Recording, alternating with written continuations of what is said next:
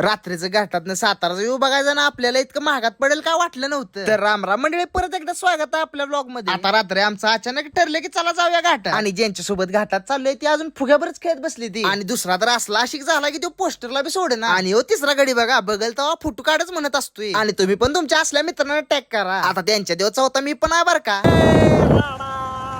आता असंच आम्ही 4 जण मिळून चाललेलो घाटात, का तर आपल्याला बघायचं होतं की रात्रीचा सातारा घाटात कसला भारी दिसतो. व्हिडिओ मध्ये कितीतरी वेळा बघितलाय, पण डोळ्यानं बघणं ती डोळ्यानंच बघणं असते हो. त्यात आमचं गडी असला येते की रस्ता चुकत. आता बोगद्याच्या अलीकडून रस्ता आहे तर बोगद्याच्या पलीकडे गेलं तर पण काय बी म्हणा, घाटात ना आपल्या राजधानी सातारा असली भारी दिसते का नाही, काय बोलायचाच विषय नाही. आणि सातारकर नुसतं व्हिडिओज बघू नका, या व्हिडिओला एक चांगली अशी कमेंट करा ना आपल्या पेजला फॉलो पण करून टाका. आता घाटात आलोय आणि फोटोशूट करणार नाही असं होणारच नाही सोडा. पजा काय केलं असतं झोपून घरात? आता डिस्टर्ब करून आता मी स्वर्गात आहे. स्वर्गात अरे स्वर्ग म्हणजे खरंच स्वर्ग आहे बाबा.